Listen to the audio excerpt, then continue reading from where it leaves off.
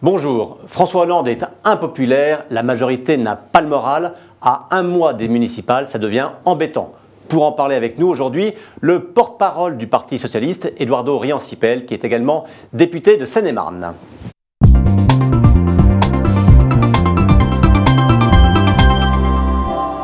Eduardo Riancipel, bonjour. Bonjour. Donc on va parler de ce climat dans la majorité. On commence par 3 questions brèves, qui appellent donc une réponse brève. Première question, faut-il ou non remanier rapidement le gouvernement? Pas mon sujet. Deuxième question, faut-il geler l'avancement des fonctionnaires? Non. Troisième question, les municipales seront-elles une sanction sévère pour le Parti Socialiste? Je ne le crois pas. Alors reprenons tout ça. Pas un sujet, dites-vous, pour le remaniement. Pourtant, c'est au sein même de la majorité que le sujet est remis sur le tapis. On a le sentiment que face à l'impopularité de François Hollande, il y a une sorte de vent de panique qui souffle aujourd'hui au PS. Regardez ce que dit Julien Drey sur son blog ce matin. Il dit, voilà, si on continue comme ça, si l'indécision reste la politique menée, on va droit dans le mur. Donc faut-il une action politique urgente de la part de François Hollande pour éviter d'aller dans le mur? Ce sujet du remaniement est toujours une marotte pour n'importe quelle majorité, mais la réalité c'est que les choses sont très simples. C'est la prérogative inaliénable et absolue du président de la République. Donc on peut faire tous les commentaires qu'on veut, toutes les demandes qu'on veut, on peut venir avec sa liste et des propositions. C'est un seul homme qui décide parce que c'est son pouvoir absolu de décider quand, où et comment il change de gouvernement. Donc laissons le président tranquille, il nous le fera savoir s'il le souhaite le moment venu. Alors ça c'est la réalité institutionnelle, mais pourquoi ce sont vos collègues députés socialistes qui disent oui, il faut remanier?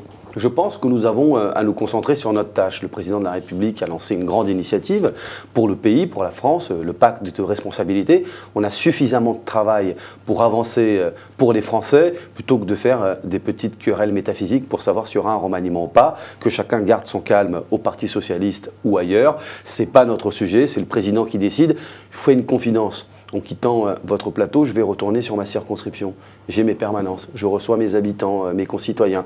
Je ne crois pas qu'il y en ait un seul qui vienne me parler de cette préoccupation du remaniement. Ils viennent me parler d'emploi, de logement, de problèmes avec l'administration éventuellement. Donc je préfère des députés, et en particulier de la majorité, qui se concentrent sur ce que ressentent les gens et leurs attentes concrètes, plutôt que sur des choses qui n'intéressent pas les Français. Alors le pacte, on va en parler, mais est-ce qu'au moins vous ressentez ce climat au sein de la majorité, au sein du groupe socialiste? La période, elle est difficile, mais en même temps, on a aujourd'hui une bonne nouvelle. La croissance, elle est plus forte que prévu pour l'année 2013. Elle est à 0,3% au lieu de 0,2%. Bien sûr, c'est fragile, bien sûr, c'est pas assez, mais c'est un signe qui est encourageant. Sur le dernier trimestre, elle est moins élevée qu'espéré. Peut-être, mais si j'ai vu sur le dernier trimestre aussi, l'emploi marchand est bien meilleur, il augmente. L'investissement productif aussi a augmenté. Je crois que ce sont des signes encourageants sur lesquels on peut s'appuyer pour aller plus vite. Et surtout, j'ai envie de vous dire, Guillaume Tabar, qu'on sorte de cette morose attitude qui ne sert à rien, cette espèce de pessimisme qui mine la France, qui crée de la défiance alors qu'on a besoin de confiance.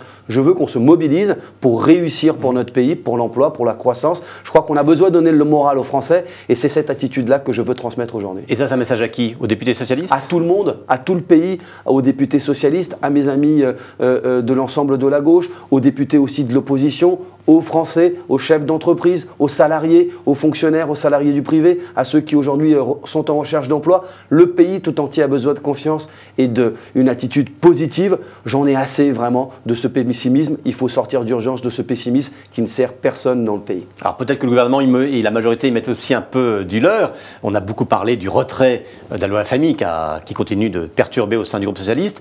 Et il y a maintenant ce débat qui est maintenant sur la table depuis une semaine de l'hypothèse d'un gel de l'avancement des rémunérations des fonctionnaires. Écoutez ce que disait ce matin Claude Barthelone, le président de l'Assemblée nationale. Il était sur Radio Classique et LCI. Il y a des annonces bizarres dans le cadre de ces municipales. Donc il y a quelque chose qui ne marche pas. En l'occurrence... Prenons le gel des fonctionnaires. Non, alors là, je dois vous dire qu'il vaut mieux arrêter ce genre d'annonces faites les unes après les autres. Alors, est-ce qu'il faut arrêter effectivement ce genre d'annonce? Oui, et ce d'autant plus qu'il s'agit d'aucune annonce. C'est une rumeur qui a traîné je ne sais comment. Alors, soyons précis, c'est Vincent Peillon qui, lors d'un déjeuner... Il a démenti Vincent Peillon, donc oui, il a été précis. Il y avait au moins 5 journalistes présents à la table qui peuvent témoigner que pendant au moins une demi-heure, Vincent Peillon leur a expliqué le pourquoi de cette mesure et pourquoi ça les rapportait 1,2 milliard, etc. Moi, je fais confiance à la parole de Vincent Peillon qui l'a démenti de manière très catégorique d'une part, Bruno Le Roux également, et aujourd'hui le Premier ministre. Bruno Le Roux a dit que c'était sur la table. Le Premier ministre a dit que ce n'était pas une piste qu'il suivait, que c'était hors de question d'aller sur ce chemin. Je suis d'accord avec lui. Je pense qu'il n'y a pas à être dans une attitude de punition ou punitive à l'égard des fonctionnaires qui ont déjà fait des efforts. Je crois qu'il faut arrêter d'en faire les boucs émissaires des Français. On a besoin de fonctions publiques qui fonctionnent. On veut réduire la dépense publique de manière intelligente. On veut ériger des priorités. Donc laissons tranquilles les fonctionnaires. Ils travaillent pour le pays. Là où il faut faire des efforts, on les fera. Là où il faut avoir davantage de fonctionnaires comme dans l'éducation, comme dans la sécurité, il faut le faire aussi, ou dans la justice. Je crois que le Premier ministre a tranché et il faut s'en tenir à la parole du Premier ministre. Non à ce gel qui n'était autre qu'une rumeur. Et donc maintenant c'est définitif.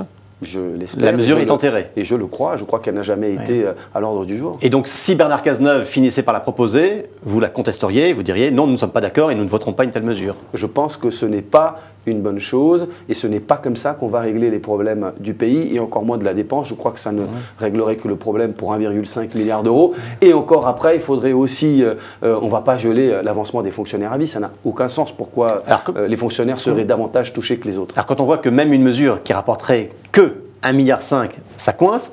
Comment fait-on pour trouver 50 milliards? Car c'est comme ça l'objectif. C'est exactement l'enjeu. Je crois qu'on gagnerait beaucoup plus à la fois en réduction de la dépense et en intelligence collective à être dans une démarche de modernisation de l'action publique. La modernisation de notre administration, de l'État, la simplification permettront d'économiser des milliards d'euros. Je crois que les évaluations que nous avons aujourd'hui à l'ordre du jour en matière de modernisation de l'action publique permettraient d'économiser de 5 à 7 milliards d'ici à 2017. On peut moderniser notre pays. On peut, par exemple, aller dans le sens de la dématérialisation, de la simplification des tâches, de la simplification administrative qui parfois coûte aux entreprises, coûte à l'administration, coûte aux citoyens. Ce sont des choses simples, intelligente et en plus on a mis en place un conseil stratégique de la dépense publique présidé par le président de la République lui-même. Je crois que c'est comme ça qu'on va réussir à obtenir des résultats. Vous croyez à cette politique de baisse des dépenses publiques? Toute l'aile gauche du PS, et ça va loin, parce que même les amis de Benoît Hamon, qui pourtant au gouvernement soutiennent cette ligne, disent une autre politique est possible, la voie de la réduction des déficits, la voie des économies, ce n'est pas la bonne solution.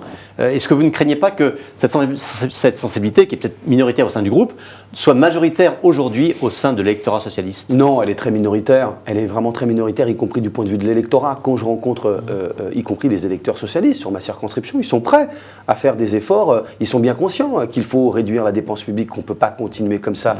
Ils comprennent bien qu'on peut ériger des priorités. Je donne un autre exemple. Les doublons dans les collectivités territoriales. Il y a différents échelons, municipal, intercommunal, départemental, régional. Clairement ou pas? Si on clarifie, je pense par exemple qu'à l'intérieur du Grand Paris, désormais, je serais favorable à ce qu'on supprime les départements de la Petite Couronne dès lors qu'il y aura ensuite la métropole. Mais faisons les choses aussi intelligemment, doucement, sans brutaliser les gens, sans brutaliser les acteurs. Il faut clarifier les compétences pour qu'il n'y ait pas de doublons et ça permettra aussi d'économiser beaucoup à l'échelle des collectivités territoriales. Vous voyez, on n'est pas obligé uniquement avec des coups de rabot à la hache, à taper les fonctionnaires, à réduire de manière totalement bête, comme la RGPP sous Nicolas Sarkozy, qui avait été d'une brutalité absolue et qui n'avait rien servi. Je prends un exemple de réduction intelligente de la dépense publique, ou plutôt de stabilité.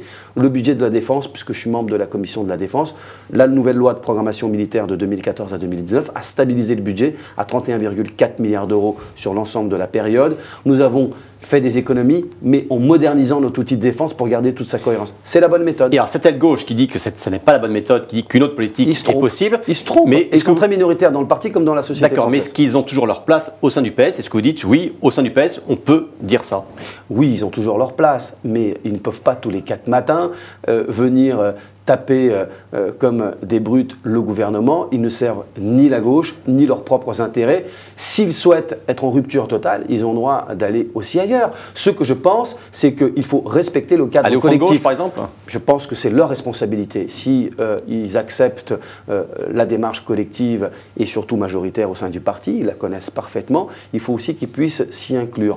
Ça faisait des mois que l'aile gauche du parti demandait par exemple un séminaire avec le gouvernement. Eh bien, il a eu lieu. J'aurais préféré. Il y a eu 2 heures avec l'intervention du Premier ministre. C'était très important. Nous avons débattu pendant 4 heures, toute l'après-midi. Des propositions ont pu avoir lieu. J'ai entendu tous les amis de l'aile gauche qui ont fait leurs propositions, qui ont débattu. Mais ils ne sont pas partis convaincus. Mais c'est peut-être leur problème. Ce que je sais, c'est que les 3/4 du Parti socialiste est convaincu de la démarche positive du président, est derrière lui et avec le gouvernement pour réussir ce pacte de compétitivité. Un mot pour terminer sur les Et municipales. le pacte de responsabilité. Un mot pour terminer sur les municipales. Jusqu'où craignez-vous un vote sanction ? Moi, je suis très attentif à la question de l'abstention de notre électorat socialiste. Et je veux dire aux électeurs de gauche et aux électeurs du PS qu'il ne faut pas se tromper de sujet ni d'élection. Qu'est-ce qu'on va changer aux élections municipales? Eh bien, on va changer ou conserver les majorités municipales en place, le maire sortant et son équipe. C'est-à-dire un projet pour sa ville, pour le quotidien, pour la proximité, pour l'avenir de ses enfants. Donc ça ne sert à rien de se tromper de scrutin. Et il faut faire très attention effectivement à l'abstention qui peut guetter, puisque les élections intermédiaires ne sont jamais positives, vous le savez bien, pour le pouvoir en place depuis 1977. Mais je crois aujourd'hui que les Français font la différence. J'étais au porte-à-porte hier dans ma ville, à Torcy. Les 9/10 des gens m'ont parlé des projets locaux. Personne ne m'a parlé du climat national. Je trouve que c'est un bon niveau d'intelligence parce que les gens sont conscients que dans les villes, c'est la majorité dans les villes qu'on change. Les sanctions et les manipulations de l'UMP ne tromperont personne dans cette affaire. Et pour conclure, si le PS devait perdre un grand nombre de villes, ce serait la faute de qui? D'Arlène Désir? De François Hollande? Moi, je ne suis pas dans cette configuration de défaite. Quand je suis dans la bataille, je pars pour gagner, pour convaincre. Il y a 1 mois et demi pour aller devant les électeurs et les convaincre des projets locaux et de le désintérêt dans la ville. Donc je crois que c'est cette dynamique-là. Nous ferons les comptes les 23 et 30 mars. Et le Arlène Désir ne joue sa tête ni sur les municipales, ni sur les européennes de mai? Mais Arlène Désir, il est au travail. Il est premier secrétaire, il mobilise l'ensemble des socialistes, il mène le combat politique. Et il le restera. Pour les municipales comme pour les européennes. Vous connaissez nos règles. Le prochain congrès du Parti socialiste, c'est en 2015. Il n'y a pas de raison de s'exciter sur cette question avant l'heure. Eduardo Riancipel, merci. Bon week-end à tous et prochain talk lundi.